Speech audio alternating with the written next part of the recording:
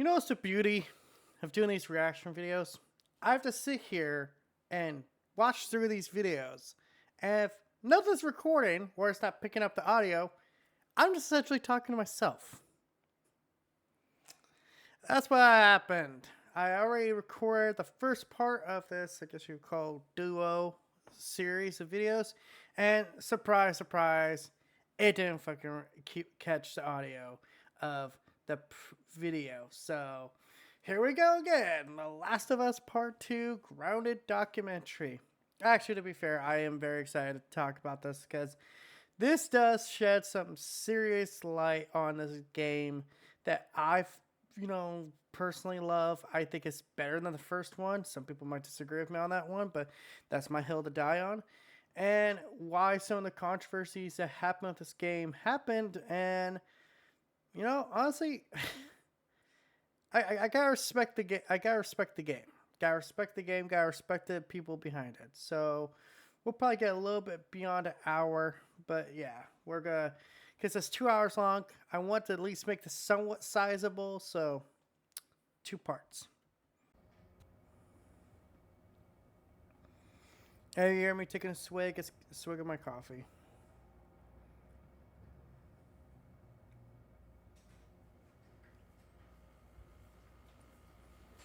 I'll turn this up a bit.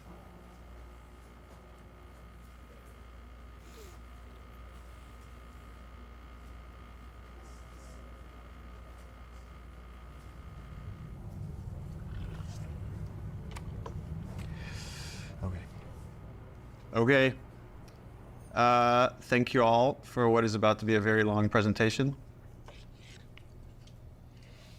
Gotta take that coffee So Anthony and I ran some numbers, and to our best guess, The Last of Us Part 2 is 10 to 30% longer than Last of Us Part 1.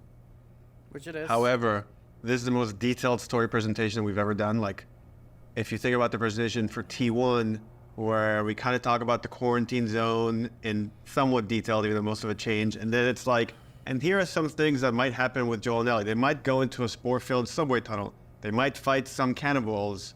At some point, Joel will get incapacitated. And Ellie, this has everything figured out, even though it might change. Every character is accounted for. Every cinematic is accounted for in this presentation, which means it's going to feel twice as long as the first game. So when you freak out, that's normal. That's part of this.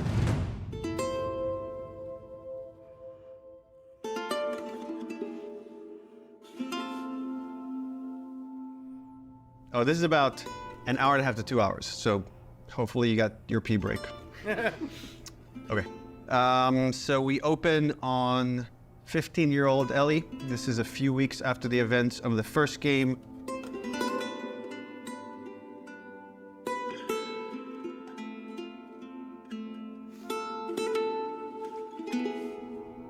There's a doorway leading down to this basement, and Ellie sees Tommy, and he's just finished climbing out of this basement, and he's hurt bad, and he's rambling about something, needing to go after these people. Ellie's trying to ask him what happened, where's Joel, and he doesn't make any sense to her, and she starts to go downstairs. Tommy grabs her hand and tries to stop her, but he's too weak. She rips her arm away, and she heads down. And with each step, her heart races faster and faster as she sees this trail of blood. She opens the door, revealing Joel's mutilated body.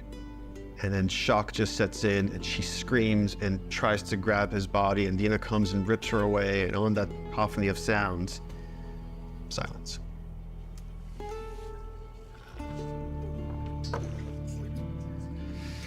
Oh, we're just getting started.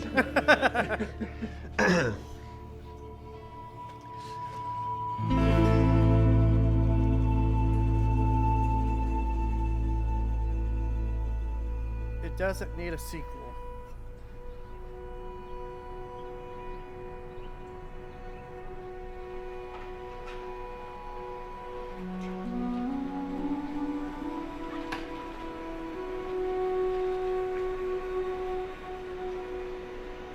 Now, as the start actually pointed out, that a lot of this footage they were using was, stuff that they were working on until, COVID happened. Some of the stuff you'll see is after, when they bring everyone in, like, hey man, we need to reshoot this, or we need to we want to get your thoughts after this stuff, you know. And I think that was the best way to go about it, instead of, you know, just making it what they had and then just put it out there. Like, no, make it a real documentary. Make it like, hey, we want to know what you guys were thinking doing this, doing that, when this happened. Because this was probably the most chaotic game development cycle I have ever seen in my life that wasn't a BioWare game.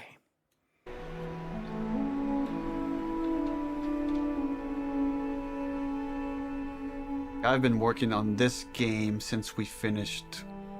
Well, really been thinking about it since we finished The Last of Us. So many people were like, Last of Us 1 is so perfect. It should never have a sequel. They shouldn't make a sequel. They're like, oh, it wrapped up super great. But I think actually, if you look at the ending... Swear to me that everything that you've said about the Fireflies is true. Ellie is accepting a lie. Mm-hmm. I swear. Okay. She has a very good bullshit detector. She knows something doesn't feel right, but I think is too scared at that point to ask. How long can you really live with accepting a lie like that? The Last of Us feels like an origin story for this survivor in this post-apocalyptic world. Seeing like how Ellie has become such a strong, unique character, it really felt like, you know, if we were to do a sequel, it'd be a shame for it not to focus on her. Move the fuck out of the way. Yeah, once we're done with this whole thing, I'm gonna teach you how to play guitar. Yeah, I reckon you'd really like that. What do you say, huh? Joel, he's gonna teach Ellie to play guitar. That always felt like that's just this like unanswered promise that like was kind of lingering at the end of the first game. We did this thing called One Night Live, where we had the actors come on stage and reenact certain scenes. Say we get you to the Fireflies. What happens next? Marlene, she said that they have their own little quarantine zone and that doctors are still trying to find a cure. I wrote this new scene that takes place after the ending of The Last of Us, but it was only shown to people in the audience. Like, we cut off the stream right before we showed them the scene. If I ever were to lose you, I'd surely lose myself. Try and sometimes you'll succeed to make this man of me. Our future days of you and me.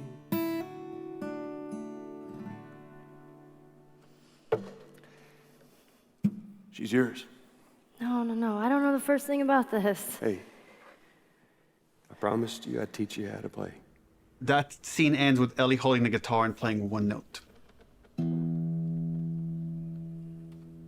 that image was so strong in my mind that I'm sure that kind of trickled into this idea of this trailer. So I started working on some concept art, kept fleshing out the story. And as it felt like it was kind of gaining momentum, Uncharted 4 needed all hands on deck.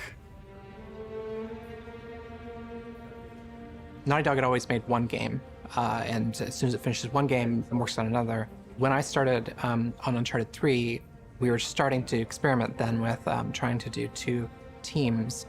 After we finished Uncharted 3, I jumped onto Uncharted 4. At some point in time, Uncharted 4 was coming down to the wire, and it's just, we had to shift resources, and pretty much everyone just ended up on Uncharted, trying to finish it up. Yeah, essentially from what I heard, the original concept of Uncharted 4 was straight up like scrapped.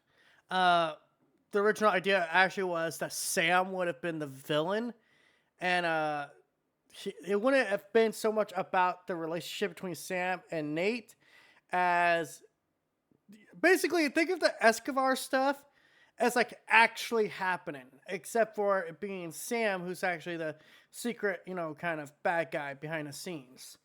And that the character they had in there who actually was the main villain, I forget his name.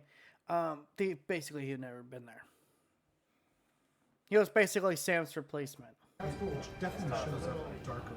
So I said, okay, before I come on like in full force on Uncharted 4. I just want to capture this trailer.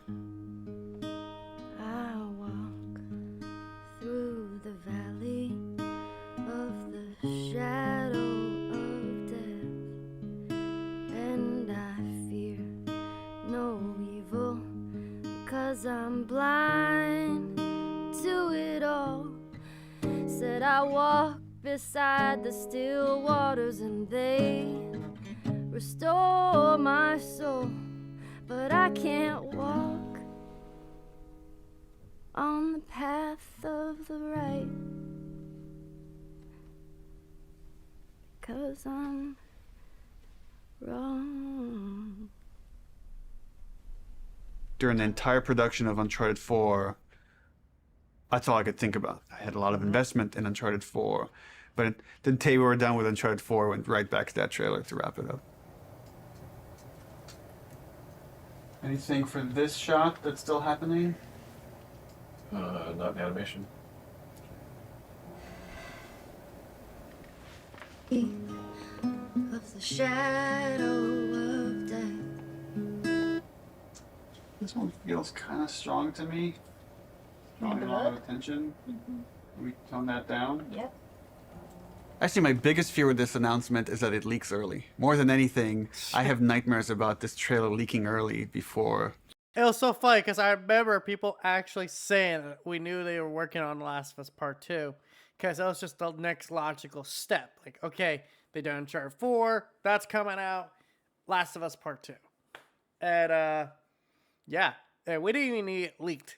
It didn't leak, which is so funny, knowing Naughty Dog and their relationship with leaks, Sony and their relationship with leaks.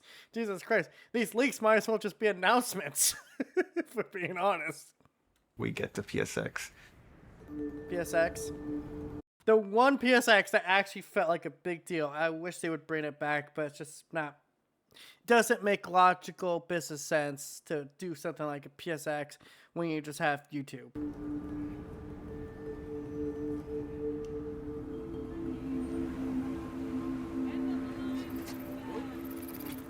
That's cool. If we're gonna surprise people, PSX, the PlayStation Experience, hasn't set itself up yet as a place where big titles get revealed. That's E3.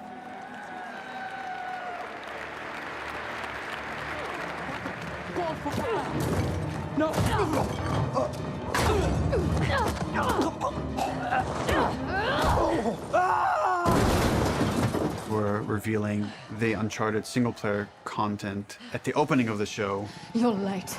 I thought you were professional. Oh, you should relax. You'll live longer. You'll live longer. It's crazy to think, in the PS4 generation, we got 3 games out of Naughty Dog. Technically 4 if you count a remaster. You had Uncharted 4, Uncharted Lost Legacy, The Last of Us Part 3. It's like, that's pretty fucking cool. And now look at what's going on. If you don't count remasters, we've had 0. No one's going to expect a second Naughty Dog title to be revealed in the same press conference. Please welcome to the stage, Sean Layden. There's one more special unveil we have for you tonight. Please enjoy it. I miss Sean Layden. He's just a friendly face to put on, the PlayStation brand. Like, Herman Hulst's just not bad, but it's like, he's not the face I think of when it comes to PlayStation. I miss Sean Layden. Plus, that fucking shirt looks stretched out to. He was like the chubby guy that was every guy. He was the every guy that everyone liked, and he was wearing a Wipeout shirt for the record, which they did announce a Wipeout HD collection, which I don't think a lot of people know about. You should go check out. It's actually a pretty fun game series. It's like F-Zero, but actually made competently. When we first revealed The Last of Us, the Naughty Dog logo came up and the crowd erupted, and it was such a high that's almost been like chasing the dragon, like wanting to recapture that feeling. Oh my God. Why does this look like the Last of Us, dude? And that's all we need is that logo. Playing that logo, it you know at exactly the what it surprising was. moment. I'm hopeful it will have a similar feel.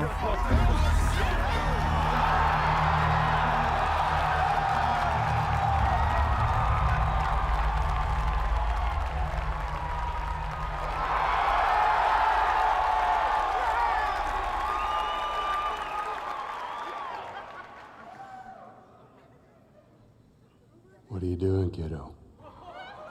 People outside the studio have such an attachment to the first game, and I've definitely seen fears about not wanting to make a sequel because somehow if it's bad, it will tarnish your feeling about the first game.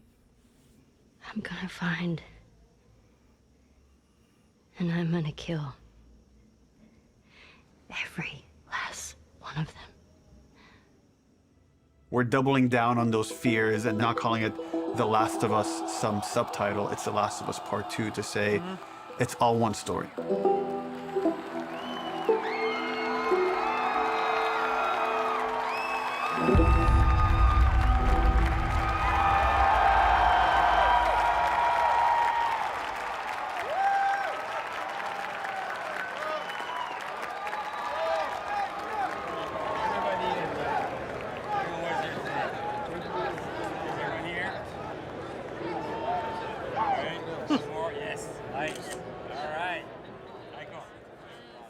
A story worth telling. The concept for the sequel had to feel compelling enough, have enough weight that felt like, okay, this is an experience worth creating, worth spending the next 3 years on.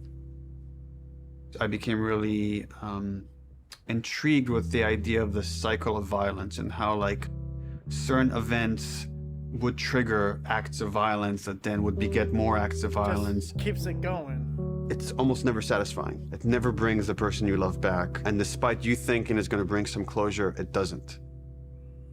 We just need more empathy. Wouldn't it be awesome if we could create an experience that lets you safely explore those feelings? With that theme, all of a sudden everything fell into place and this outline emerged. The whole catalyst for what starts the second game is Joel killing the doctor.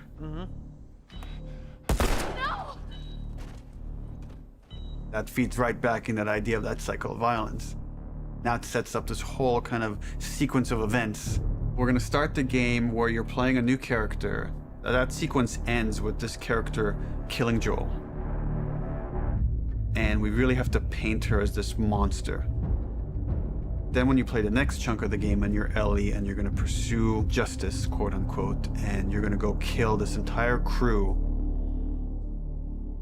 we're gonna go back in time and show you that same sequence of events, this character that you saw as a monster, to now get you to see things from her perspective.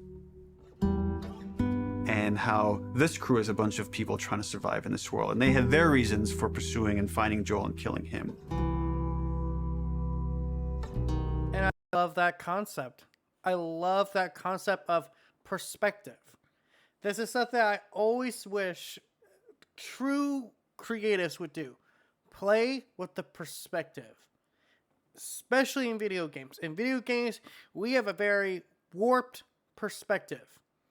The only reason we even care about these characters is because we view them from the inside. We see them in action. The reason why people sympathize with Joel and what he does, because we know about Joel's past. But to people in the everyday world of The Last of Us, they don't know Joel's backstory. They don't have sympathy for him.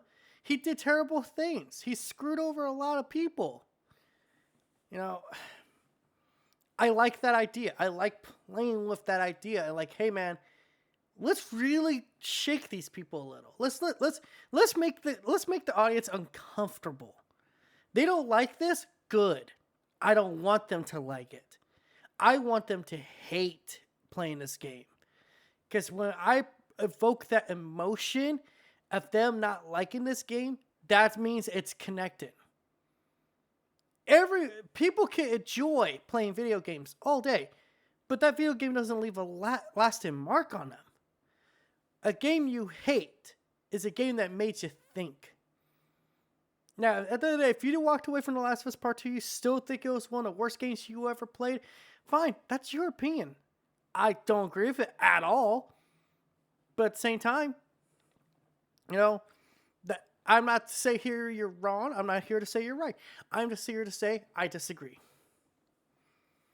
I'm here to say I think this is one of the best fucking games I've played because it was the first game that really helped me change as a person. It made me realize something vital to this fucking world. That everything is a matter of perspective. And the story was becoming very epic and ambitious, and I had a few parts that I was kind of stuck on, and I felt like to kind of shake things up, I wanted to bring in another writer. I believe they brought in the right writer. I thought it was a very thoughtful story about violence and obsession. He had Abby, sort of like this girl who was the daughter of the doctor. And that Ellie would go on this vengeance quest. And when he was like, and then Ellie actually kills Abby, I was like, what? You're gonna...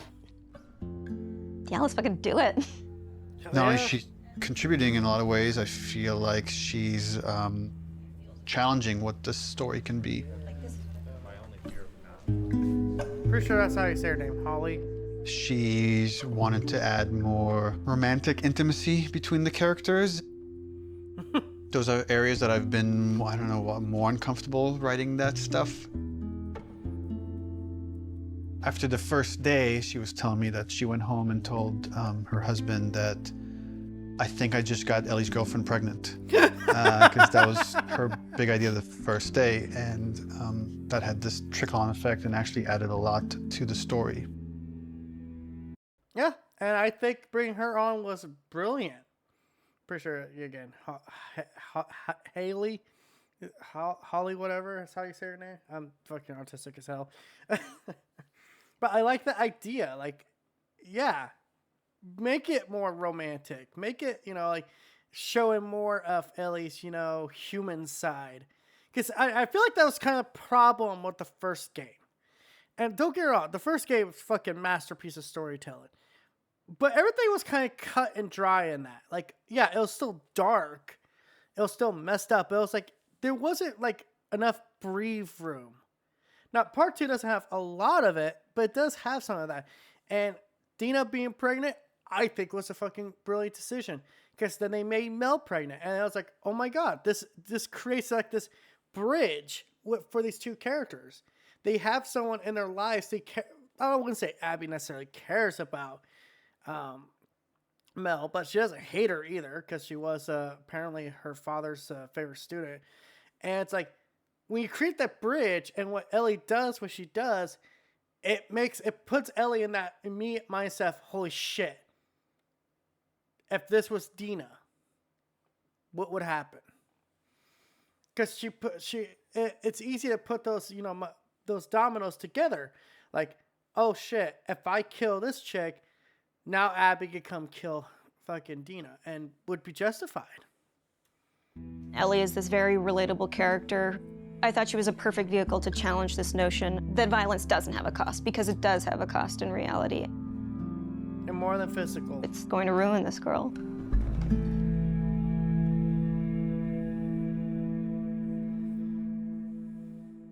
People love Joel and Ellie, and we are about to kill one and make the other one a villain. I was very nervous telling Troy we're going to kill off Joel. In the first game, he was advocating that Joel should die. When I read the ending to part 1, I was like, you're going to piss a lot of people off. Let me go.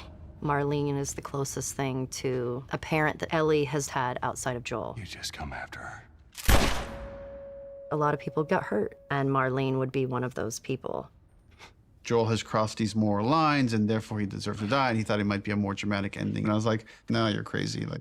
But then in the second game, that's why I was thought oh, he would take it pretty easily. He goes, so Joel dies, and he's like, and so this happens, and then and I literally had to stop. I was like, can you give me just a second? Because it literally was as if someone was telling me about how my friend had just died. I think he kind of took it hard. It was like the character meant so much to him. No, it's the breakout performance. We're going to kill off this character. His role is going to be much smaller on this one. All of a sudden, it was, please don't take this from me yet. Ellie is scared to be alone. Everybody that she's loved up until that point, she's lost them. It's hard to imagine the story without Joel dying. Like, you feel that hate, Ellie feels that hate. You're one-to-one, you're on the stick, and that informs the rest of the story. This way, come on!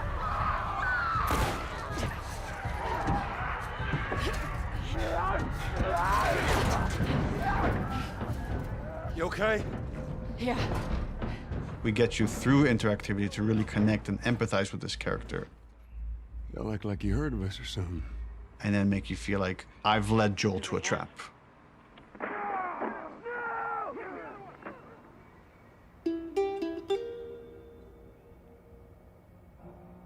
When we started out making Last of Us Part 2, Neil actually wanted to be very ambitious about changing the game almost entirely.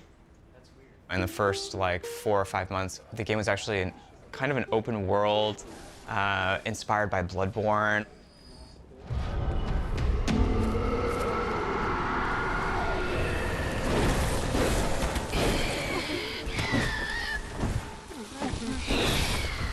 And it was purely melee focused, it was all hand-to-hand combat.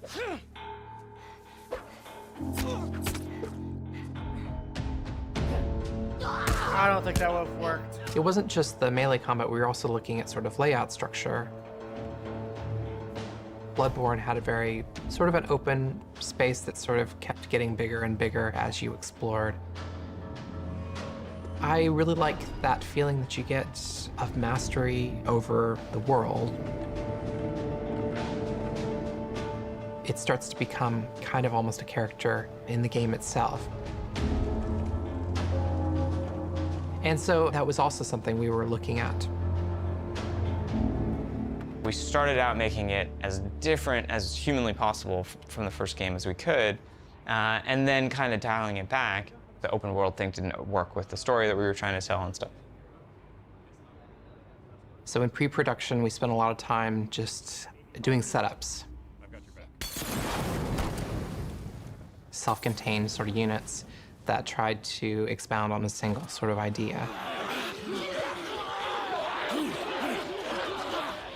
Trying to start out with sort of simple shapes and building up to more complex shapes. And starting out with 1 or 2 mechanics and building up to those mechanics. Hey! Even our experiments, we try to add as much context as we can. We establish a goal that you're going to be going for. We establish beats so that there's an emotional journey, the stakes are raised. Figuring out some traversal stuff, a lot of climbing and balance beams, and seeing how far we can sort of push in that direction without it getting over the top like Uncharted. More sort of verticality, more use of grass and stealth. My name is Arnaldo Lisea. And what do you do here? I do design. I know. How long have you been doing that? A day. I got an opportunity to work in QA, and that was a great learning experience. I shipped The Last of Us and Uncharted 4.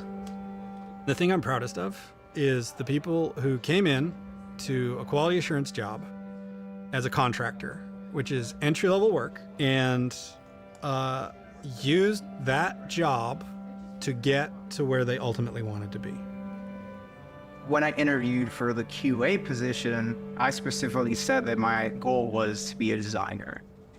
He had formed this relationship with design where they knew they could rely on him, spending his free time designing a demo, and at the same time, him going to them and not being like, here's 50 bugs you need to fix. He went to them and was like, what do you need? How do I help you? What kind of bugs do you need? And for their part, they embraced him and were like, why don't we show you how to lay out NavMesh? I am anxious to prove myself. There is no babying when you start. It just hits the ground running. If I don't cut it, I go back to QA or find something else. We're trying to figure out at the moment how we handle big spaces, bigger than the first game. The enemies are too spread out to be really considered one single small encounter. And seeing what behaviors we need to start developing for them to make it look good. design review. The opening of Seattle, that whole section was pretty slow and quite linear in the level.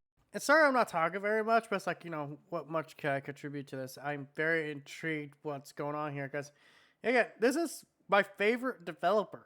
This is my favorite developer of all time, easily. They're letting the inside information out. They're like, hey, man, this is what it took to get this game made. And it certainly was a task. Level design. Let's assume that there's guys in this building. Someone's starting to shoot at me from the second floor. So, okay, if I'm on the horse and I'm getting shot at, I can't take cover with the horse. So probably first thing I'm going to do is jump off.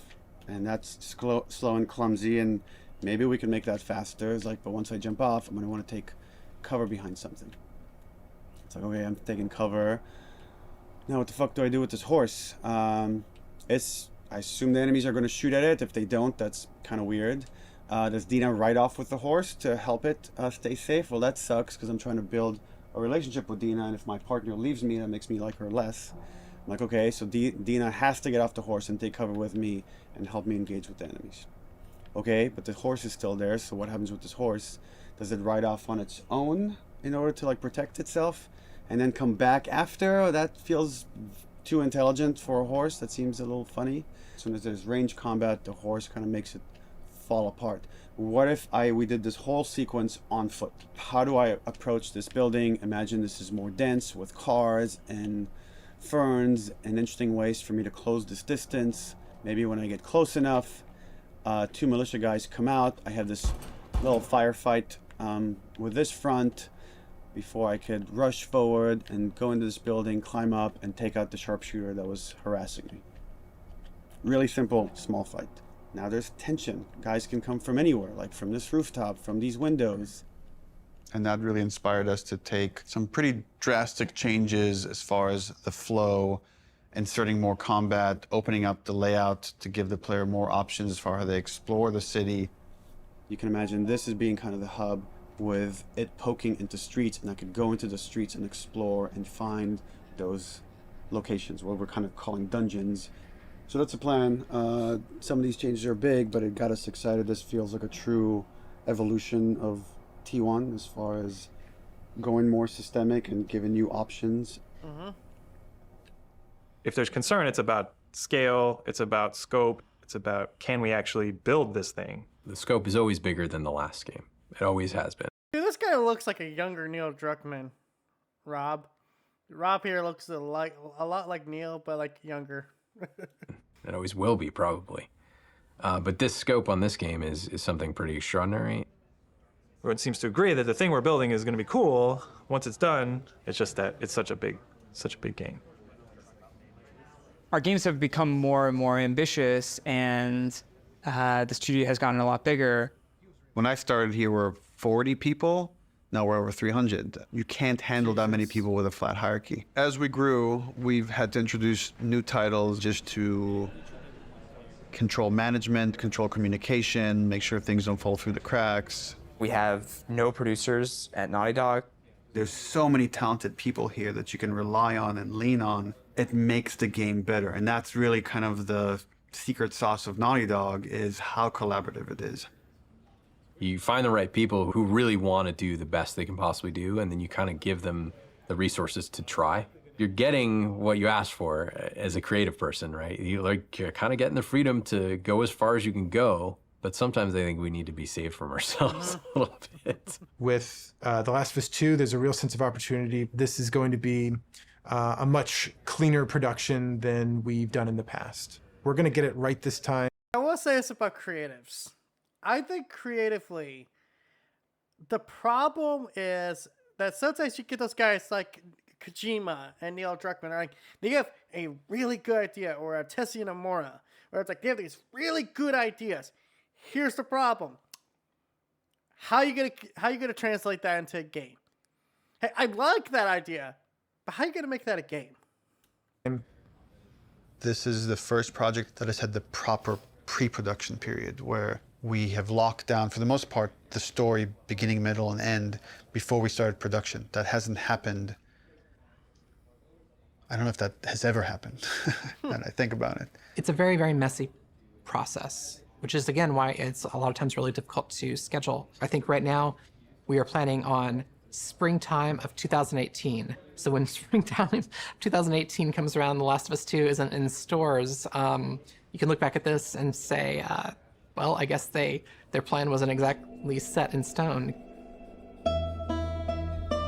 Take them 7 years to get this game made. And all the crap they had to deal with. Guys, I tell you, as someone who watched, honestly, parts of this documentary, it kind of hurt. It kind of hurt knowing the struggles this studio went through, damn near losing their sense of identity, especially dealing with that multiplayer project, which, man, that's a thing on its own. From what I've heard, Eternally, that just wasn't taken off the way they wanted it to. Like, there was ideas there. There was ideas like, we want to do this, but it's like, we would have to change who we are fundamentally. And if you're changing who you are fundamentally to basically, become a one-game studio, be honest, you don't need to be doing that. Imagine Naughty Dog making a live service game. Yeah, it might be cool on paper, but if that game flops, all that eternal changing was for nothing. Historically, we've done very poorly at being efficient without the pressure of an external deadline. Every time we have some showing of our games, if it's going to be seen publicly, it's got to be one of the best looking playing things in the industry. For example, the first trailer was coming online, and that forced us to define the look of our game, define the location of where the game takes place, define Ellie's look and her age and her hair and her outfit. We're forced to make those choices. We can't just keep iterating because there's a deadline. We want to try and schedule the game using these milestones as soon as possible. Which means we got to keep the marketing rolling, which means next E3, 6 months away, we need to look at a gameplay demo. E3, it's always been the biggest and most extravagant showing of the game industry. There's something special about the energy of E3. We need to figure out what the gameplay is, because right now it's just we've got a bunch of cool prototypes and stuff like that, so it's scary. But we work well under pressure.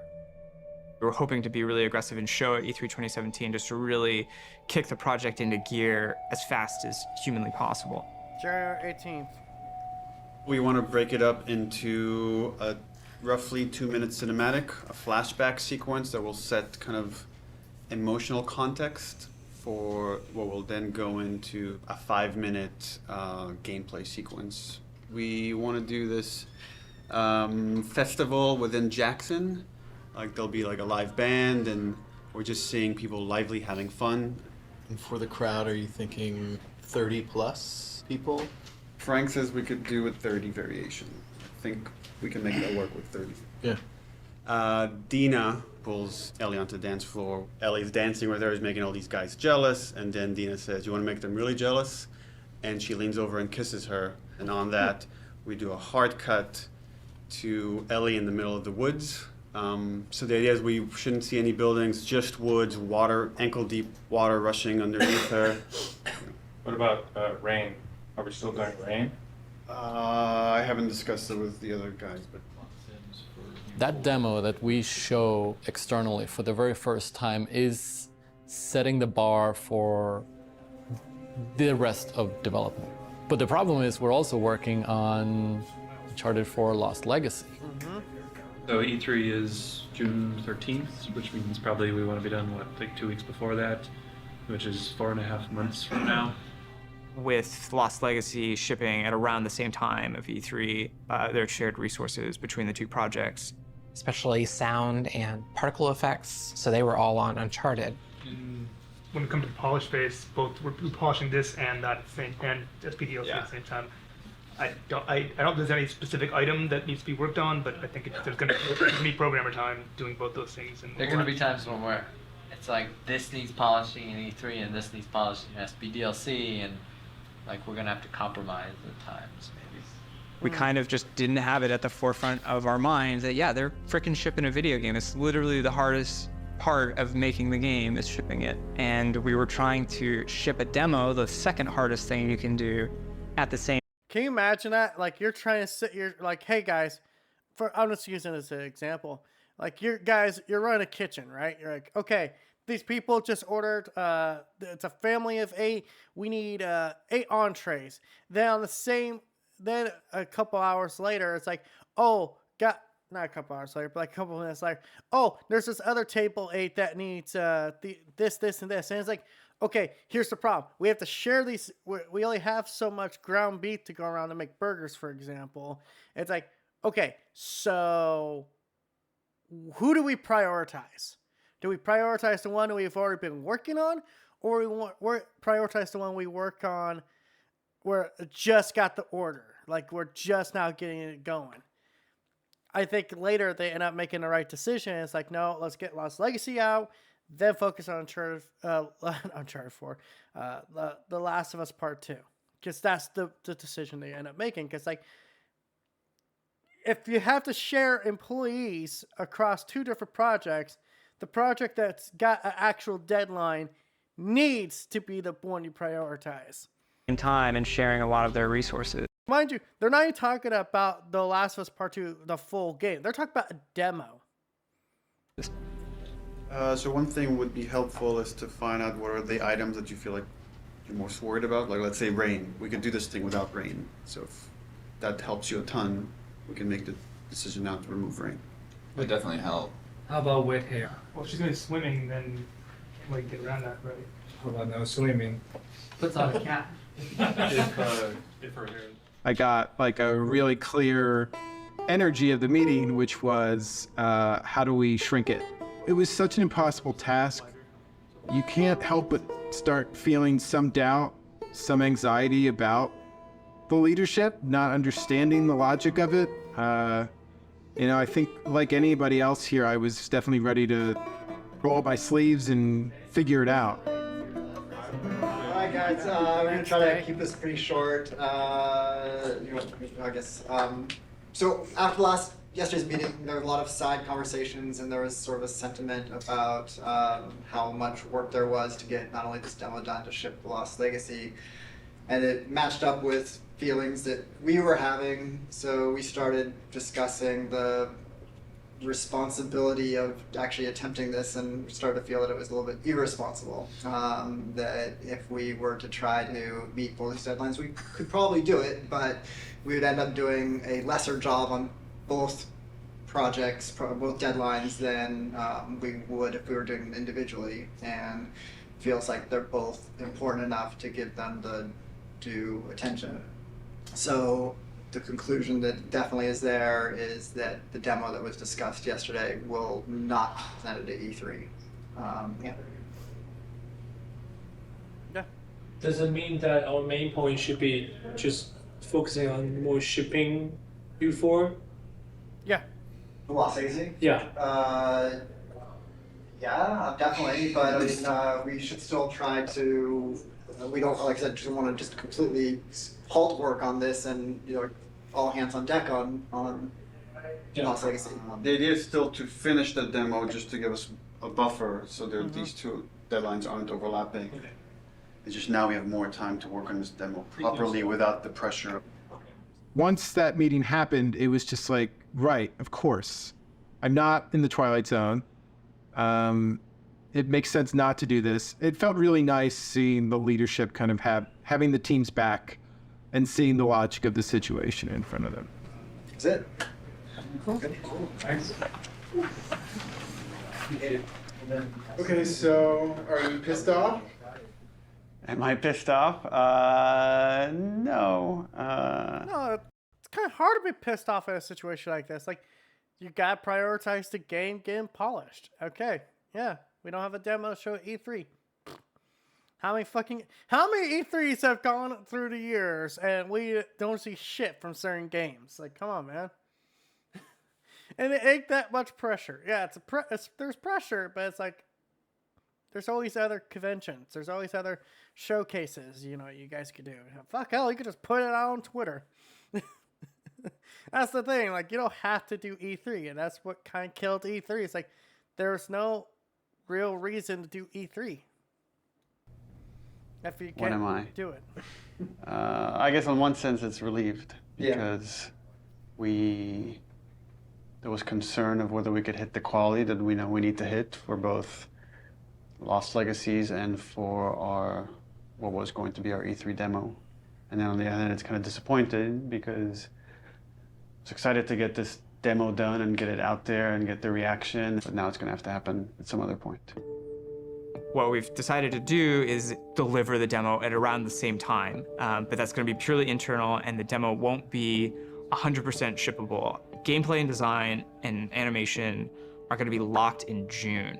Then, like, we back off, we finish Lost Legacy, and then resources free up to finish the particle effects, the lighting, and the sound. And then we ship just the glossiest, best-looking demo you've ever seen. We burn that to a disc at the beginning of January, and then we don't touch it again, and nobody sees it until E3. It's going to be really interesting to see if we can really, really commit to being done, you know, 5 months, 6 months in advance of E3, and not be tempted to say, like, it could be a little better, let's go back. People are just chatting. I'm writing stuff. And we really just need to have the discipline not to do that. But that then left us as like, okay, what's our next marketing beat? What are we going to show next from this game? So now we have a new plan where we're going to release a cinematic around PSX time. I think we're going to do it at the Paris Game Show. This seemed like a pretty intriguing scene to introduce Abby. That whole scene is going to be our next marketing beat. And then we're not going to say much about it, about how this fits into the game, where it fits into the game.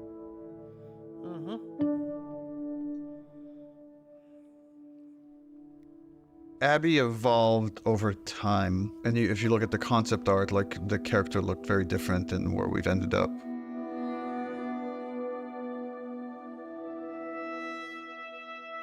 Geez, there was a point she wasn't even white. I don't remember at what point we decided to go with someone like really kind of muscular and broad. Someone watched UFC and said, I want Ronda Rousey in this game. Because, come on, how do you look at Abby and not see Ronda Rousey? But I remember once the idea came up, it felt... Look at that concept art! The fucking square face, the eyes...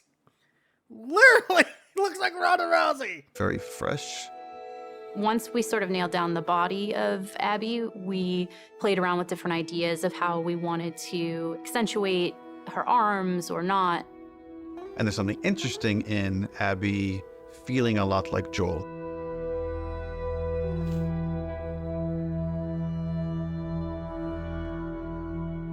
So when I Ooh, I got like that cast, Neil was like joking around, and he's like, you should probably beef up in order to play her. And I'm like, ha ha, ha, yeah, it's mocap, whatever. And he goes, no, really, you should probably beef up to play her. And I was like, oh, yeah, you're right. I should totally start deadlifting as much as possible. So I did, and I was training like crazy, and then I got pregnant. What are you gonna do? We need to separate her from Ellie. It shouldn't feel like I'm playing a reskinned Ellie, that Abby should, in many ways, look, behave, fight differently.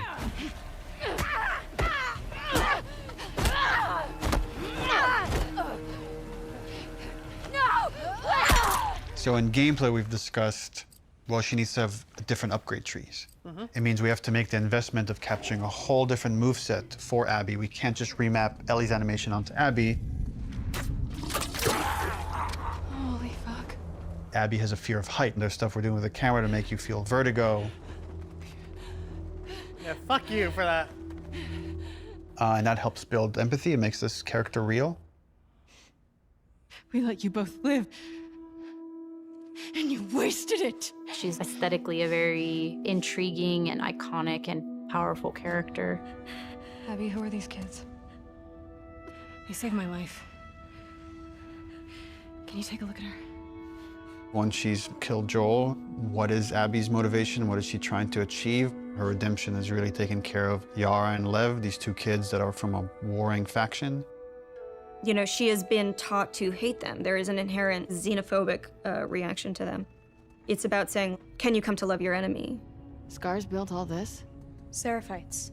Yeah, I was gonna Say that. These are kids that grew up in a very different context as Ellie, and, you know, how they live their lives and experience the world is totally different.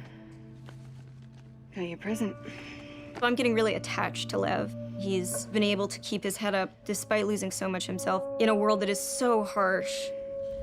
We're taking too long. Can't move any faster. It won't do your sister any good if we're both dead. I really like his dynamic with Abby. Her having this, like... It kind of reminds me of the dynamic between Joel and Ellie. And I'm going to say this right now, and this might be like a controversial statement, but if you look at The Last of Us as only the Joel and Ellie show, you are missing the entire point. Like, yes, those are the characters we like. We, the audience, know the most. But I think The Last of Us has room to be more than Joel and Ellie. I think that's more. It could be more than Joel, Ellie, Abby, Lev. I think there could be more characters. I think it'd be more interesting to have different, characters that are from an outsider's perspective. Because I think the world of The Last of Us is so interesting compared to other, infected shows or affected properties. Because this is a much more grounded, real look at it. Like, really, what's the worst humanity could do? Probably happened in The Last of Us. Fucking brassy little sidekick who calls her on her shit in a way that nobody else can. What's going on between you and your friend Owen? Oh my God, Lev, now? It seemed really awkward. Just go! Who understands the sort of sense of being orphaned in the way that a lot of people can't. How long have you two been on the run for? 2 days. What the hell did you do? I shaved my head. They want to kill a little boy because he shaved his head. I am not trans, so it's a very delicate thing to tell a story of an experience that I've not had. And that's something that we want to take seriously. Did you hear what they called me? Yeah. Do you want to ask me about it? Do you want me to ask you about it? No. Okay. It's really about trying to create a multifaceted character who is trans, and that is absolutely an important part of who he is, but also a part of who he is, not the whole of who he is. Thank you. Someone actually understands it. Don't make a character trans just to make them trans. Make them an interesting character that happens to be trans. It's the same thing when people, they make these characters. Oh, he's a black samurai. Okay, what separates him from other samurai? Well, he's black. Like, dude, you're doing it wrong. Make him an interesting character, then make him black. Make him have this whole compelling arc. Oh, he's trying to get revenge for, his family being murdered, or he's trying to protect his village. Stuff like that. And then make him black. Then you can work that into his character. Don't make him black, and then everything else just falls into place.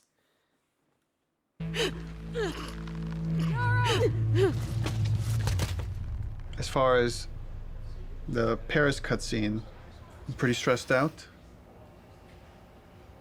We have 13 days, less than 2 weeks to finish this thing, and there are still some big ticket items.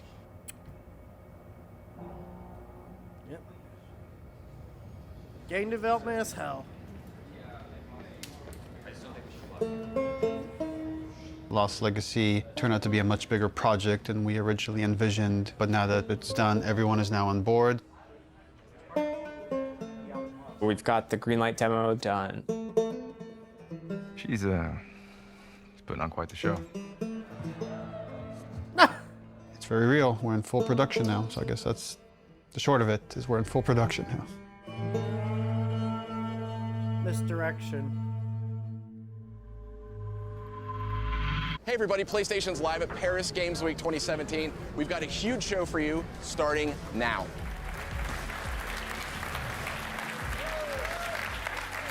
Wow, what a great way to open Paris Games Week.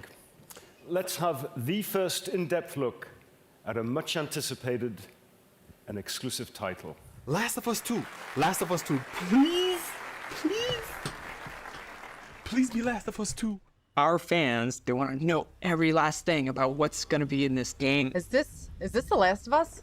Neil has taken the way, he kind of creates an arc or like this sense of drama, this kind of sense of mystery or like dramatic tension, and crazily has brought it to marketing. I view marketing as part of the game. It's very calculated what we put out there and how we want you to connect different marketing assets. When we first released the teaser trailer, too many people right off the bat said Joel is dead. I was one of those people. I didn't say it out loud because people would have been like, well, yeah, that makes sense. It's like, yeah, I didn't say it out loud, but it was a part of me like back there. Hey, you know what it really is? It's this shot. Like, think of this as like heaven's gateway. Here comes your angel. And he's coming into this area of death. The darkness of the human world. That's what's happening. That's at least in my head why I thought Joel was dead. Also, there was like spots where people were like, "Oh, you notice how the blood wasn't reacting to his presence?" I'm like, I didn't pay that much attention, but The blown out light really fucked us in a way I don't think any of us saw coming. The blown out light. That's what she'll say. Because like it was almost too heavenly. And it was like if they would have had a little bit more shade of dark in there, made it a little bit more like a natural light, it would have made it like, oh, well, it's just Joel showing up. But because it was so bright, it was like, oh, this is like heaven.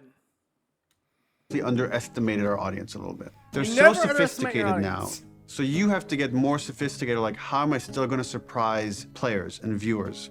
You start on characters you've never seen before in a world that like could be The Last of Us, could be anything. That creates like a really, really cool sense of tension. At no point are we going to market that you play as this other character. What is this? Yo, that looks good though. I was so excited about working on it and I couldn't say anything. It was so rough. Oh, is she gonna cut a baby out of her belly?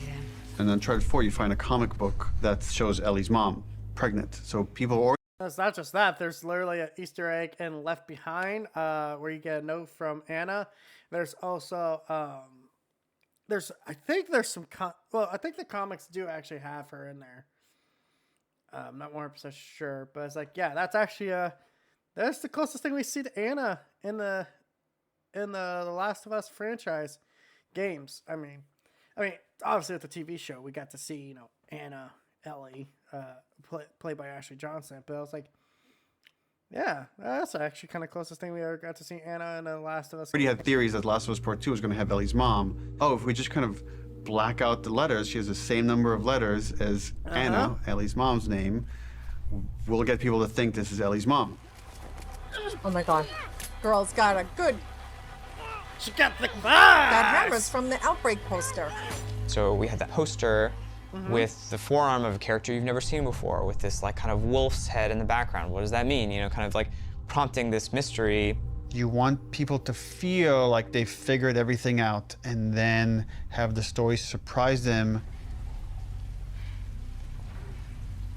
Man, if this is The Last of Us 2, bro, I'm gonna go crazy. Oh my god. Last of Us 2? Yes! Yes! Yes, bitch! Yes! I fucking knew it! Everything that we put out there is shaping expectation. And then the final game, hopefully, if we do our job right, should subvert those expectations in an interesting way.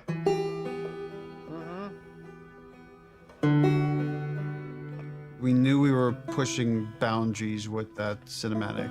We are making a violent game. We're not going to shy away from how violent it is. It is part of what we're trying to say.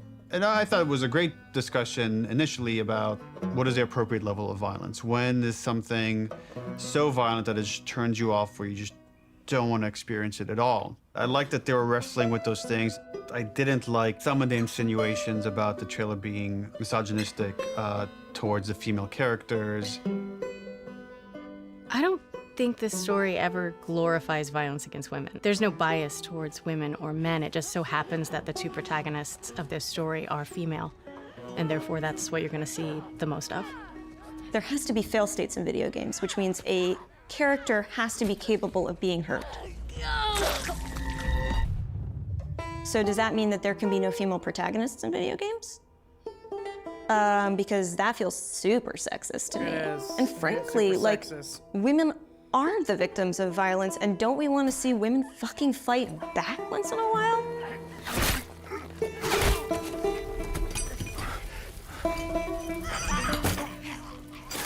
That character, her hand getting hurt, it has consequences for hours of gameplay to come.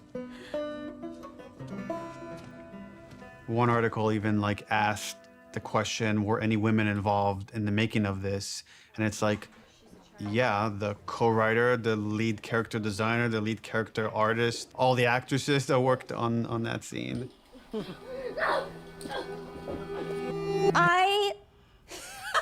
That's so fucking... Here's what I hate about that article. I'm sorry. Do a modicum of fucking research, just a modicum of research, just like a little bit before you put something out there to suggest that no woman could have worked on this because of the level of violence, because there was violence against women, because it is a video game, is so fucking sexist. It is. I like watching graphic violence. Does that make me less female? Like, I like... No, honey, you're not a female because you're not walking around with a skirt and or dressing like a slut. Like, ugh, I want to sleep with all the boys around here. Because like that's the people that write those kind of fucking articles.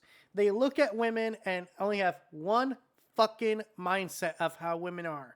They're either victims or they're sex objects, and I hate that. TPG rant time here. TPG rant time. If you cannot design a woman that is neither super sexual or, super feminist empowering, then I don't think you have a fucking right to call yourself a designer. Period. Because to me, a woman is just like a man. They can either be very sexy, they could be either very normal, they could be very ugly, they could be very... they could be variety of things. And I'm just gonna say it, man, I hate over-sexualized characters. I do, on men and women's, sides. Because it just turns me off. If anything, games like Stellar Blade are exactly why I will never fucking support that game. Because it's too sexual. Don't get me wrong, I'm fine with my sexy characters and everything, but if that's the selling point, then we got a problem here. We got a big problem here. And I like how she just stays her ground. Like, no, if you don't fucking like my opinion, too fucking bad. I don't care what you think. I'm in that camp too. I don't think it's wrong to have a sexy character, but don't make that the only fucking selling point of your games. And when it comes to violence against women, why are we afraid to have violence against women? Why are we afraid to have violence against men? It's ridiculous. We're human beings. Human beings are violent creatures. There's only two biological genders. So saying that 50% of the population can't have violence towards them or can't be violent is super fucking sexist and just fucking practical. Just write a fucking character write a scene that's like, you don't care if they're a man or a woman. Don't have a woman beat the shit out of a man, and that's for the women you beat up. Don't do that. And don't make us do super gory details like you're ripping the fucking flesh off, because that's just gore porn.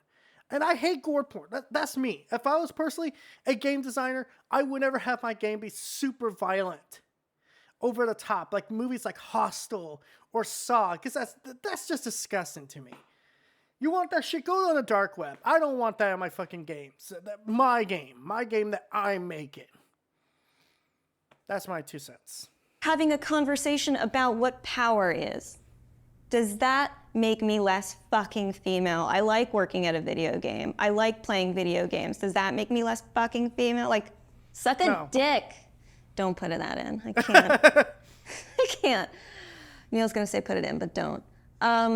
I also don't represent all women, but I represent, like, I can represent this and say, I fucking wrote this. I wrote this. Like, I literally wrote the sentence, and then Yara eviscerates his esophagus? Eviscerates his esophagus from his throat. I wrote that sentence. That is in the script, and I fucking stand by it. And you should. I'm afraid of being turned into a token rather than the truth, which is like, we're being thoughtful about the female narrative. These characters are more than just their vaginas. If you want to have a serious debate about feminism and feminism in video games and female depiction of violence, and you need to not see it as a binary conversation. It is an incredibly nuanced conversation. You cannot make blanket statements, and you cannot make presumptions. Fucking do your homework.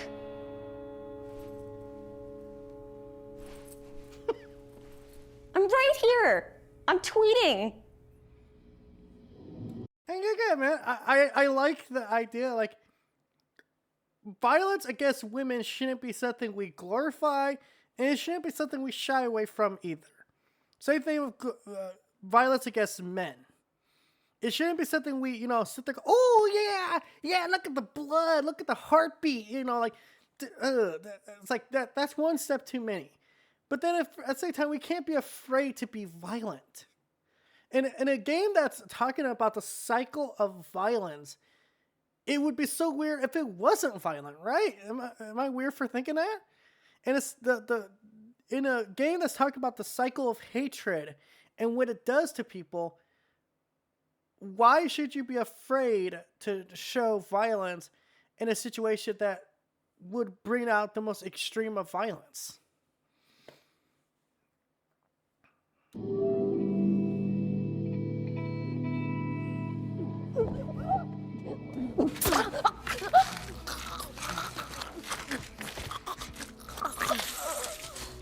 The tone of the violence in the game has always been important to portray as realistically as possible. Our job outside of just drawing up concepts is really pushing our reference pipeline to make sure that the character artists are getting the most realistic examples of whatever they're working on. We can't find certain things, so we make the reference ourselves. Simulating rain on wall. 1, 2, 3. How does that drip fall down? What does canvas look like when it's soaked in blood? Like that. Splashing blood on them, dripping blood on them. Nice. We put down some wet mud, pooled blood onto it to see how blood would react to a wet dirt surface. So there's like little pieces of grass and like twigs and things that like, carry through. Just like that there's extra actually little movement. detail. Following the edge. One of the animators got a piece of lamb and we stuck it in Yara's shirt sleeve and hit it with a hammer. Here we go. Oh, that sounds harsh. Yeah, we have a break. She's gonna need to hold this as straight, because if she does this, it's gonna just gotta, just the weight of it's gonna want to make it fold. So I'm trying to keep it as straight as possible. This past week's shoot was specific for the infected eating people's jugulars, and there was a concept that was done with like blood running down the mouth, but like, would that happen? Like, let's find out. I got on the ground and pretended to eat away at like a bloody soaked rag that we made. Jesus! Sure, he's It actually not produced some affected? pretty surprising results because like most of my face got covered in blood. Look up a little, John, but yeah. Whoa. People here will go to that length of trying to make sure that things. That's commitment, man. And that shit looked good, too. Like, he could have auditioned right there to been affected in the show. And I'd be like, dude, give him the fucking role. And I like I like that a level of detail. Like, okay, if we're depicting violence, extreme violence in this game, let's not be afraid to go into the extra details. And seeing him like rip that thing apart and like just really act like he was like a monster possessed, like trying to really fucking tear into it. It's really fucking cool to see. That's why I think this documentary for existing, because like, man, you get to see the work they go into. Yeah, I know a couple minutes ago I was talking about I don't like extreme violence. What I'm talking about, like, I guess the better way for me to put this is I don't like extreme violence in a sense like Mortal Kombat or Doom does it, where it's shallow. It has no real purpose outside, oh, look, extreme violence. Like, to me, something like The Last of Us is, you know, sensible violence. Like, you cut that person's throat. So, yeah, you're going to see the extra little details. You're going to see the blood on the knife. It's that over-the-top ripping everything apart and fucking, you know, swearing and shit like that. It's like, dude, this is that's teenager shit. That's teenager shit, and I don't like it. Okay, I'm a grown adult. I'm a little bit. I like to think my taste is a little bit more sophisticated than when I was a teenager. So I get why people like that. And listen, for the record, I'm not saying don't like this stuff. If you like this stuff, go ahead.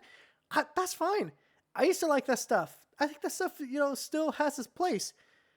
But that's not what I want in every fucking video game, because then I feel like it desensitizes people to real violence.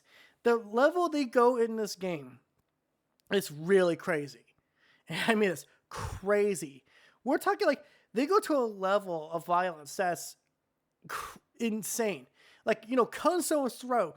It's like it feels like you're cutting someone's throat, and you kind of feel regret for doing that. Like, fuck, could I have done this situation without killing someone? When you kill a dog, oh my god. Where they call out to their friends, they call out to the dog. It's like, dude, I feel like a piece of shit for doing that, and that's the point. You don't have to be violent in this game, but you kind of do. Feel as real as possible. Survival. Yeah, we do a lot of crazy stuff here. Nobody gets hurt, but Respect it's for the really craft. hard to see these characters that you spend so much time with and, for lack of a better word, kind of like, you know, birthing into existence, tortured and abused. The death of Joel Miller.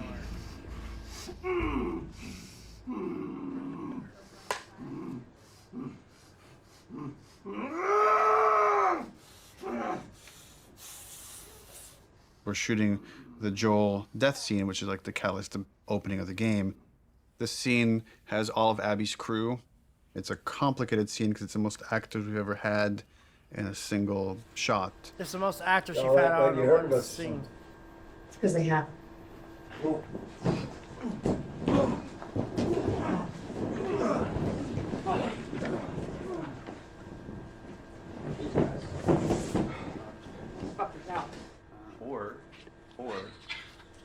Joel doesn't die. Just me out. Now that you got that. Well, I'm just thinking that. So then what happens is all of us become friends. Knowing what was going to happen and knowing how it was going to happen, I got very fearful. There's so much weight to this scene. This scene has to be right. It's really difficult to reshoot it if we need to. Within the first game, having to call Troy and Hannah back to reshoot Sarah's death was very, very, very difficult for me. The last time I tried to do a big emotional scene, Don't do this, please don't do this, don't do this, don't do this, don't do this, please, God, no. Oh, God, no. that didn't go too well, and we had to reshoot it. Mm-hmm. Don't do this to me, baby. Don't do this to me, baby. Come on.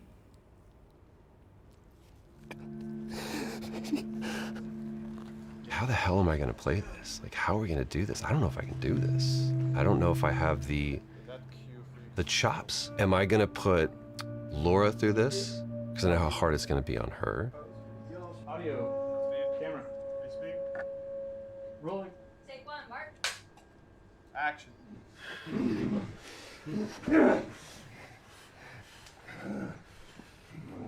Joel Miller.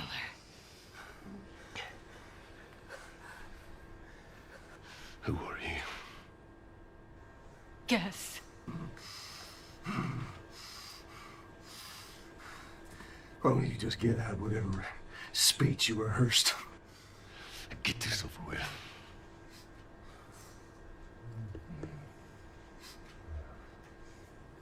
You don't get to rush this. At the end, I really loved what he brought to it. I couldn't wait to get back into Ellie's shoes again because it's where, weirdly, I feel most comfortable in a lot of ways because it feels like a character that feels the most like me that I've ever played, which is a little disturbing. I mean, minus like the murder and the killing. So it's almost like a bit of step forward, like you're about to like lunge and shoot. Sweet. The biggest change that has happened since initial pitch is Ellie is there when Joel is killed. It used to be she came across the body, and then she had to rely on Tommy's testimony of what happened. And we shifted it, which made it much more dramatic and intense for her. And I think puts more of it on screen and again, allows you better to understand why she needs to pursue these people.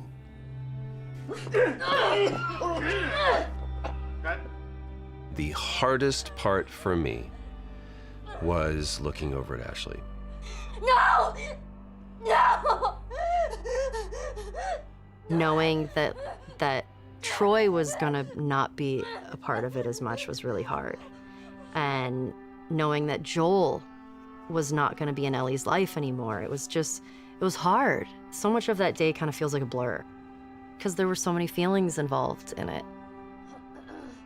What I had to do, I felt was very, very little. There's one reaction, and beyond that, we're on Ashley. There was no acting. There was pure, raw emotion. I'm staring in the face of that. Joel!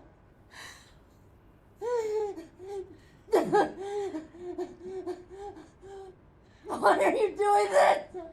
Get the fuck off me! I'd lost a little bit of my voice. I couldn't scream like as loud as I wanted to, you know, to get that frustration and that sadness out.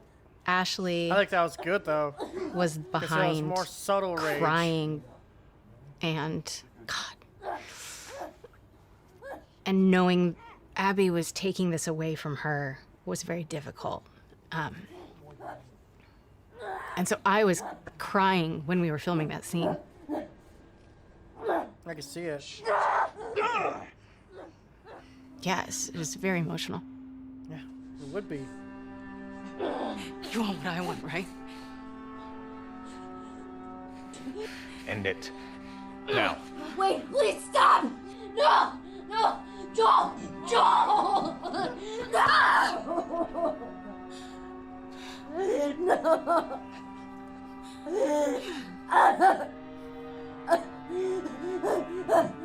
We want him to die in this really unforgiving sort of way. Like it needs to feel senseless for you to say, fuck these people, I'm gonna pursue them to the ends of the earth and make them pay.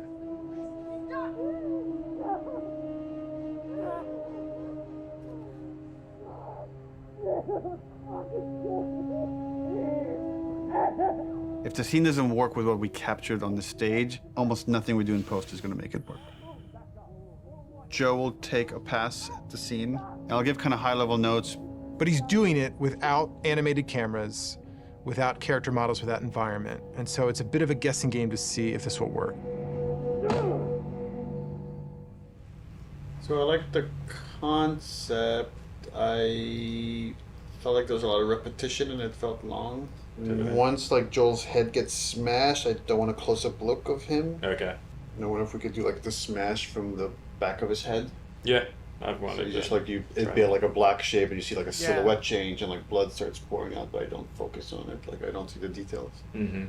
When the club comes down and it's just like she's screaming, I feel like we could just take all their audio out and like music could take over. And again, we're trying to build more rage than sadness. That's going to really set up our journey. Okay. I'll come back and there'll be another version of the scene. Okay, play. Joel, fucking get up. Please stop. Please don't just do. Joel, no! No!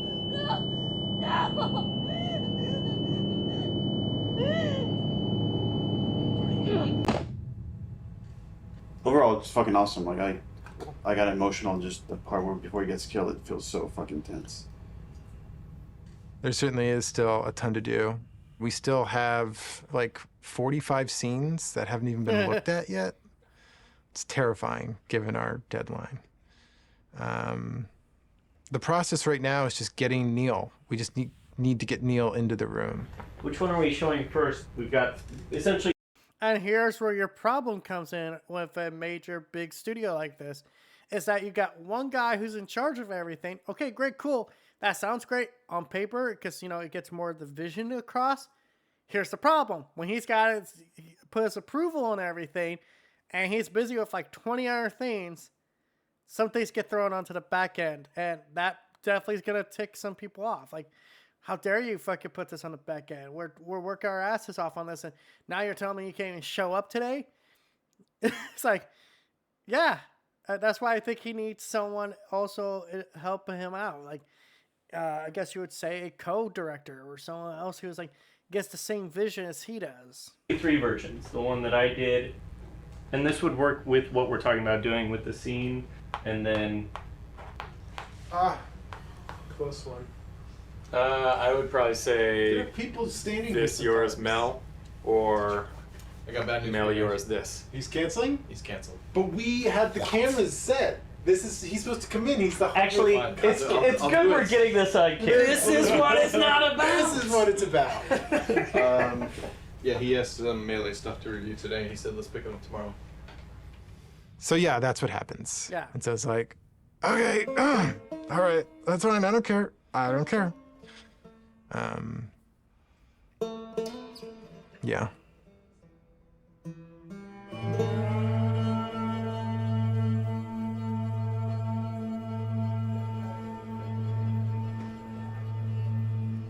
I get called up to Neil's office one day.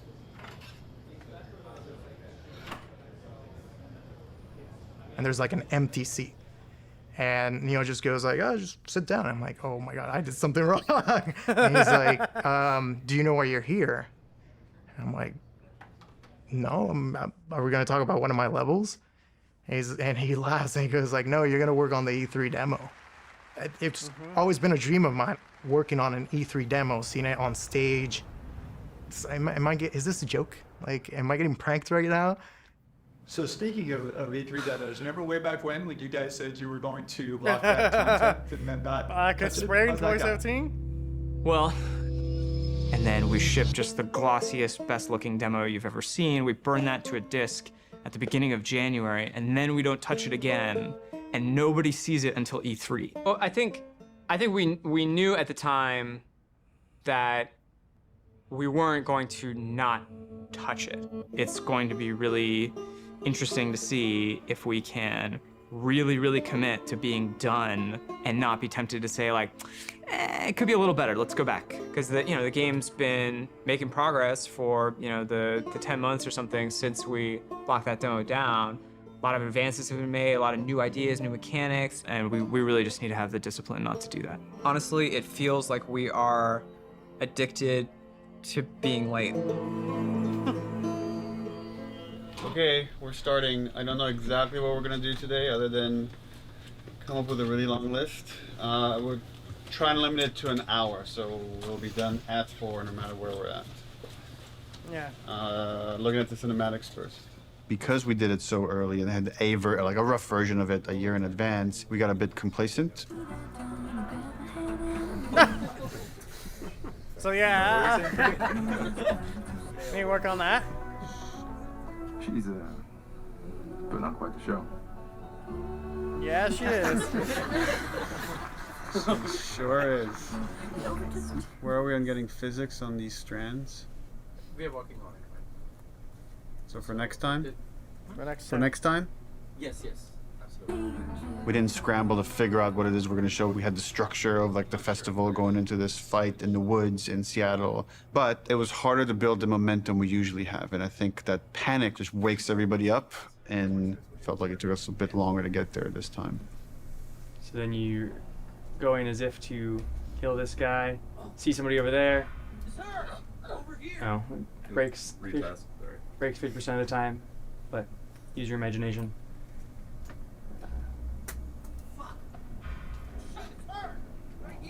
Daniel, going a bit slower, give him some time. Okay. The animation is breaking the melee system. Okay. So like when he starts, yeah. So I'm confident in the demo if we finish it. I'll be frank, it's not looking great. Yeah. All right, this Looking is totally really broken. rough. For next week, let's make sure it's all there so we could actually review it. Yep. This is a problem. Okay, thanks everyone. I feel like this demo is cursed. Kind of was. The E3 demo. It was a version of our original Greenlight demo. But I had to make it fully playable and shippable. Viper! The first thing I did was just basically take that space made by another level designer and put just enemies in it and start fighting. But when I started playing it, I remember like it wasn't there. That parking structure was way smaller, so it felt more cramped. Yeah. God is good. God is good. I remember going to Neil's office and being like, how much can I change this? And he's like, well, what are you thinking? I'm like, I'm well, thinking I'm you thinking will like see this your big whole thing, and I'm like, just like redone. a brand new designer. I'm just throwing out like everything. Like I want to do this and I want to do that. I want to make sure that it feels like a sandbox, that it feels like this big space, that it's multiple paths. It's like something like we really haven't done before in The Last of Us. And he just goes, go for it. Well, let's do it. Uh-huh.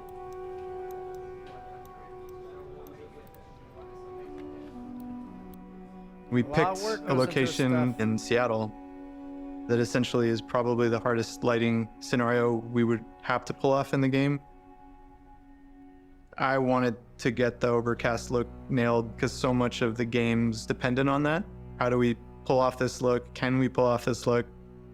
Everything felt a little muted, and we were losing kind of that next-gen quality of our engine. Like for a second, we actually turned the sun on in the demo. But we lost the mood of that overcast kind of blue look. Yeah. That moment was... As someone who lives in Washington, I can tell you, most of the time we have that fucking overcast look. It's like, you ever look at a picture of Seattle, like during the rainy season? It's like, oh man, you don't want to live here. If you don't like rain, you don't want to live in Washington. Simple as that. And for the record, I think they nailed the atmosphere until they fucking turn that damn sun on. Really rough for me. Just felt like years of my life that potentially would have just been like wasted on this pipe dream of a look. Well, we were struggling, like last summer, it was like a fine balancing act. Is this whole thing just gonna crumble? Like, is the whole direction like now gonna have to change for the game, not just this demo? Have I steered this company wrong?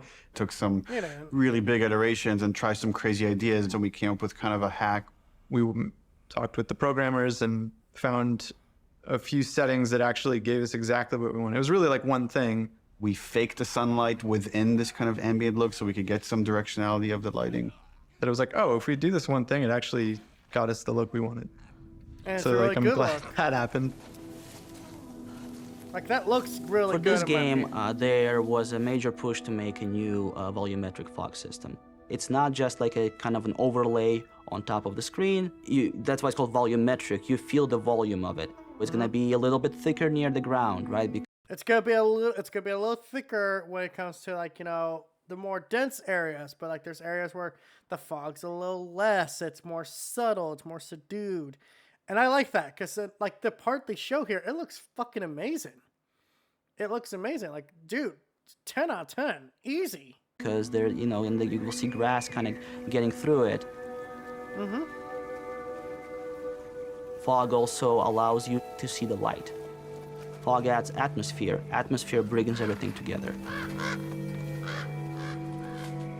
Now with this game, we did add recently some new tech that allows us to make some of the water drips more dynamic, meaning that if you have a car, you will see a water, follow the glass, follow the hood, and then from the bumper, you're gonna start seeing dynamic droplets. So that was really cool.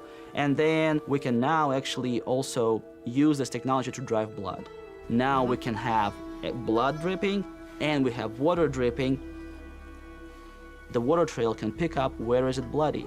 And if it's bloody, it can change its own color and start dripping more red. And on top of it, we also clear out the blood. So what you will see is you will see bloody area, you will see water trails going down, and you will see the water trails washing out the blood and picking up the redness and going down. Really, really cool. In the E3 demo, we do want to show our next-gen animation system.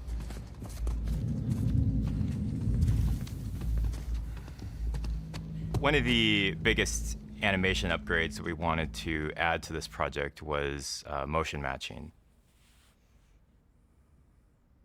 The way that it works is it takes a pool of animation data and it picks the most appropriate clip to blend together and create just very fluid and organic movement.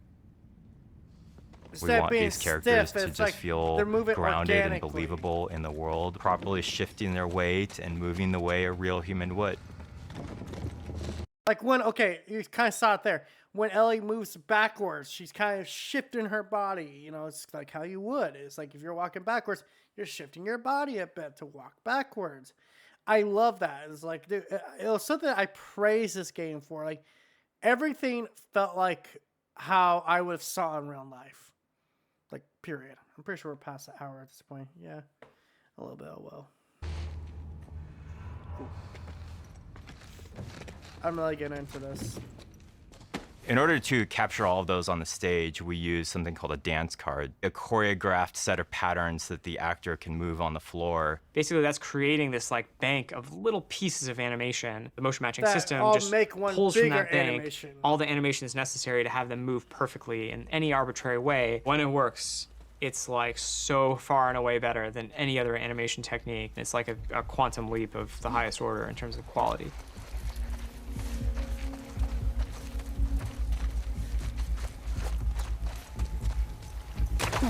Any one mechanic is not maybe anything you haven't seen before. It's the combination of how it all comes together, the way it works with the animation system. The new stuff we're talking about is like, oh, you can be in grass. She went into the grass. Watch yourself. Like one of the biggest things we do in the demo is jump a gap. It's tough to be like, oh crap, you can jump, you know, like it's like, but it's new to our game. We have to have the best prone mechanic of all time. Yeah, no one's ever seen when I aim in prone and she actually like rolls up on her back and aims like this. Like it can never clip through geometry. Being able to rotate 360 in all directions. It can never like do a janky thing when she's reloading while doing it or aiming in water. There's like an IK thing that will like lift her chest and head up, and then it gets too deep. Now we're in a special prone underwater moveset thing. God, they did such a great job though. Her chest and arms and everything are kind of matching ground plane. Things that a player will never notice. And it's because we like purposely did it. There's no such thing as like, oh, you know, it's not as good as, you know, this other game's one, but like, you want to be the it's best. fine. It's got to be like, no, it's fucking Naughty Dog. We have to have the best version of the thing, whatever that is.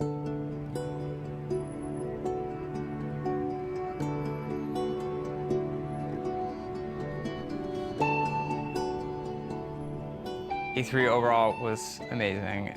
The press conference was in a very different venue. They usually have them in like these big auditoriums. And this was kind of like almost like a pop-up. Sony's last E3, by the way.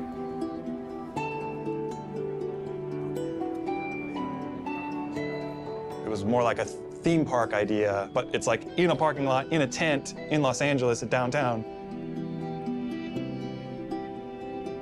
They had built the whole crazy church thing, which was pretty rad. It was super cool. It was better than we expected.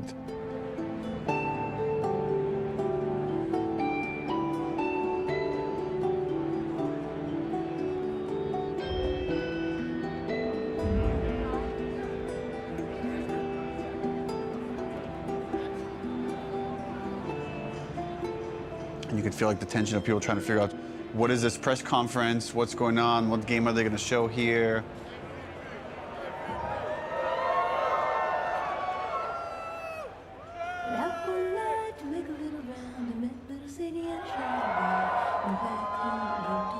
On the Naughty Dog logo, you get this big cheer. On the Ellie reveal, you get this big cheer.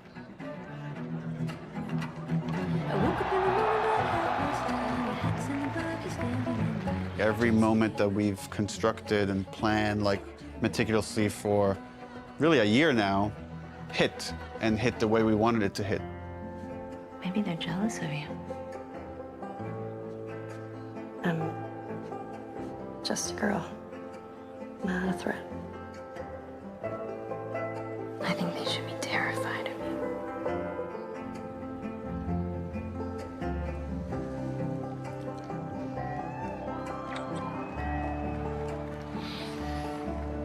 The kiss that pissed off a lot of incels and real Last of Us fans like me knew it was coming, because like we read the fucking comic.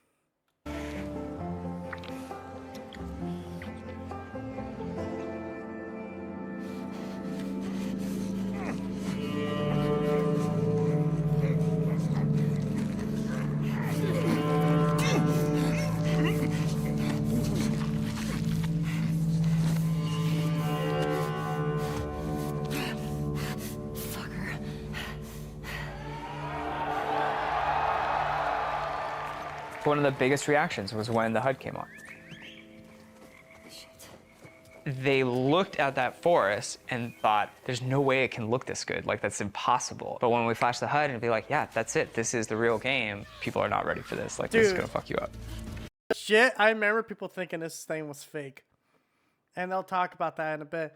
But it's like, it looked that good. I was like, dude, how the fuck is this running on PS4? I look back on it now, I'm like, how did that run on a PS4? Like, holy fuck. That PS4 was like catching on fire, wasn't it? You hear people talk all the time, like, oh, how they can use their PS4 as a heater just playing God of War 2018. Last of Us Part 2 was beyond that. That damn thing was a furnace.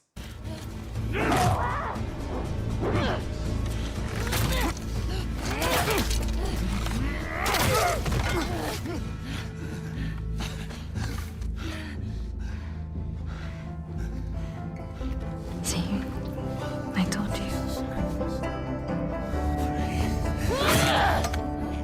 They should be terrified.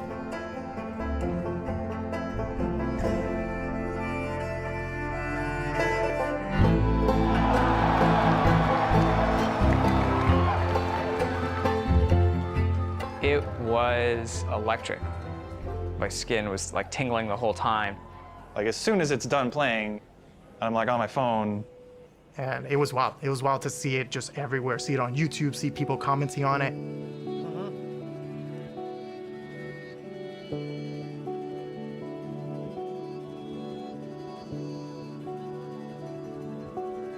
It was a really special moment. I shipped something like as a level designer. There was such a reaction to the animation fidelity. Holy crap, this is the best looking animation I've ever seen. Are you kidding me? We're on the forums, going through the messages, seeing how much people think it's amazing. Someone's like, sort of cynically, that our stuff was fake. I guess it's kind of a compliment to the animation team for like someone to say it's fake when they're working so hard. And right away I responded, I was like, don't respond, don't do anything. Like, it's just not professional. No, I was also a little anxious about it because it's a little fake, you know? Fake is an interesting word. There's an argument that he's right. It's not the final polished game. You can't just play this demo in any way. You have to play it in this very specific way. But before we even show the demo, it's like, let's not put anything in there we feel like we can't do. There was no thing of like, we don't know how we're gonna do that. It was just, we literally just don't have it systemic yet. You know, like systemically, a guy pulling you out from underneath a car, we didn't have that hooked up yet. Well, that's something you plan on having.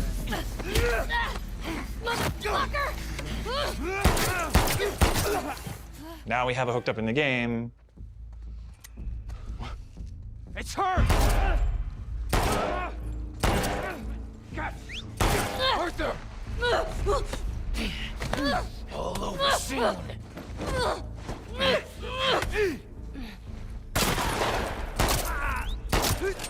Ultimately, as we're building the rest of the game, if anything feels like it's not the right call for the game, we don't mind changing it. Like we had certain things in the demo for the first Last of Us where like Joel picks up a pistol and takes out individual bullets from it and then pockets it.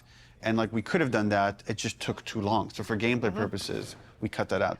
I was talking to other animators and they were like, yeah, man, they think it's fake. They have no idea. Like, it's awesome. The same animators who made this demo are going to make the final game, so like, I don't know what you're talking about. They were confident, which I'm glad. We knew what we were doing and we knew how special it was. It was a little bit of a microphone drop to the industry, and for many it was inspirational, and they were excited to be able to add some of those details to their games and their future games, and for some of them it absolutely freaked them out to see this might be the new bar that's expected for other games to follow. Part of me is like, oh shit, like, they're fucking calling us out. It's like, we have to deliver this.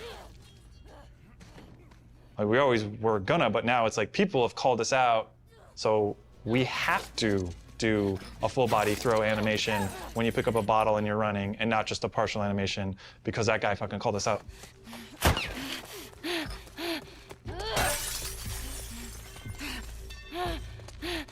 The real challenge is making the whole game look as good as this one controlled situation. We come out of E3 and hopefully we've set the standard for this, what the rest of the game needs to feel like. And this is where we're going to stop for this session, this part. Man, we got a lot covered. We only got like a little bit, about a little bit over a half hour. So until next time, guys, this is That PlayStation Gamer signing out. Peace.